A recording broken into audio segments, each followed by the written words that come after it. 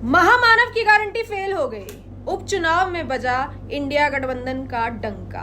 13 सीटों पर उपचुनाव हुआ, जिसमें से 10 सीटों पर इंडिया गठबंधन जीत चुकी है और मात्र 2 सीटों पर भाजपा ने जीता है और 1 सीट अदर्स में गई है। अंधभक्तों को डिप्रेशन की गोलियां, मुझे अच्छा नहीं लग रहा है ऐसा बोलना, लेकिन सच में वो खा रहे हैं। वो 10 सीटें जहां पे इंडिया गठबंधन ने जीत हासिल की है, मैं उन सब का पहले नाम बताना चाहूंगी, जिसमें से हिमाचल प्रदेश की डेरा है, नालागढ़ है, उत्तराखंड की बद्रीनाथ, मंगलौर। बद्रीनाथ एक बहुत बड़ी सीट है अयोध्या के बाद, क्योंकि बद्रीनाथ पर भी भाजपा को बहुत ज़्यादा श्योरिटी थी। तमिलनाडु की विक्रावंदी सीट, पंजाब की जालंधर वेस्ट, वेस्ट बंगाल की रायगंज, रानाघाट दक्षिण, बागड़ा, मानिकतला।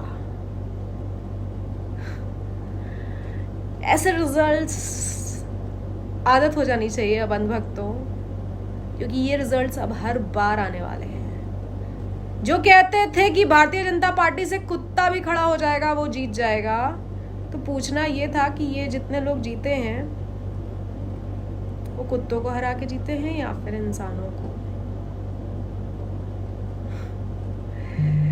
इंडिया गठबंधन के हर एक शख्स को बहुत बहुत बधाई और सारे के सारे देशभक्तों को भी बहुत बहुत बधाई। बाकी जो अंधभक्त हैं जिन्हें बुरा लग रहा है, I don't feel sad for them. Ayodhya Badrinath तो झांकी है, काशी मथुरा बाकी है।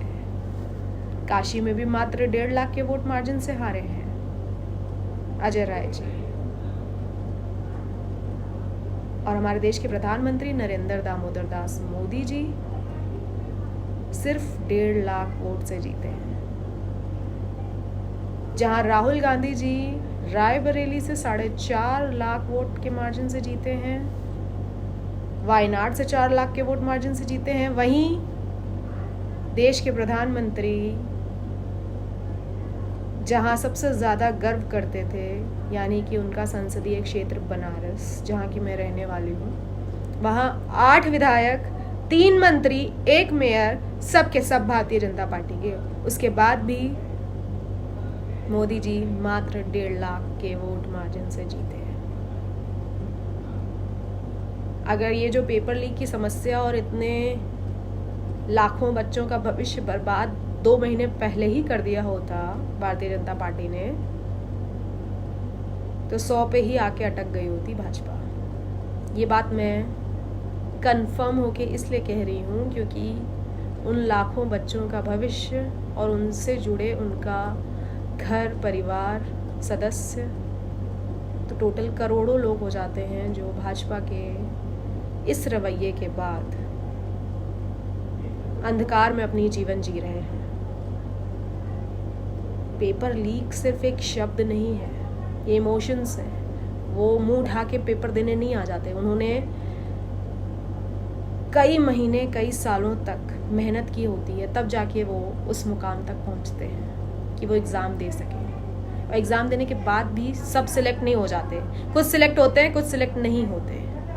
लेकिन आज जो उपचुनाव के नतीजे आए हैं, आधे अध का फर्क नहीं है कि 13 में से 6 सीट्स इंडिया गठबंधन जीत गई, 7 सीट एनडीए गठबंधन जीत गई। आधे आध का भी फर्क होता तो एक बार बात होती, लेकिन यहाँ 13 में से 6 सीट नहीं, 13 में से 10 सीटें इंडिया गठबंधन ने जीती हैं, जो कि एक बहुत बड़ा रेशियो है। और मात्र 2 सीट भाजपा, 1 सीट अदर्स में गई है। तो बहुत बहुत बधाई सभी इंडिया गठबंधन वालों को और सभी देशभक्तों को, क्योंकि सबने मिलके मेहनत की है। सबकी मेहनत, सबके जज्बे को सलाम। हमारे नेता आदरणीय राहुल गांधी जी ने हमेशा कहा है, डरो मत, डराओ मत। और सारे कांग्रेस के कार्यकर्ता, इंडिया गठबंधन के कार्यकर्ता बब्बर शेर की तरह लड़े हैं और इस बार इतना अच्छा रिजल्ट सामने आया है। लोकसभा चुनाव में रिजल्ट सामने आने के बाद लोगों में खुशी की लहर थी ही, और इस बार उपचुनाव के रिजल्ट सामने आते ही हर जगह अयोध्या बद्रीनाथ तो अभी झांकी है, काशी मथुरा अभी बाकी है के नारे लगने शुरू हो गए हैं। चित्रकूट हो चाहे प्रयागराज हो, सनातन धर्म के नाम पर वोट मांगते थे भारतीय जनता पार्टी वाले। सनातन धर्म भी अब कह रहा है कि इंडिया गठबंधन के अलावा सनातन धर्म को किसी ने नहीं पूछा। सिर्फ अपने पॉलिटिकल एजेंडे के लिए सनातन धर्म को पूछने वाले और सनातन धर्म का प्रोपेगेंडा चलाने वाले भारतीय जनता पार्टी को उनकी असलियत सामने आ चुकी है। जनता समझ चुकी है।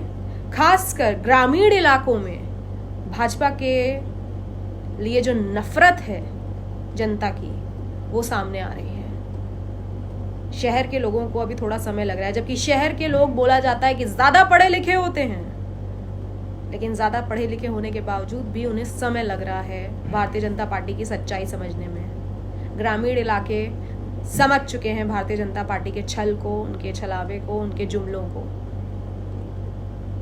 आज के उपचुनाव का रिजल्ट आप सबको कैसा लगा? कमेंट बॉक्स में मुझे जवाब जरूर दीजिएगा। जय हिंद, जय Bharat. Many many congratulations to each and everyone once again. Thank you so much.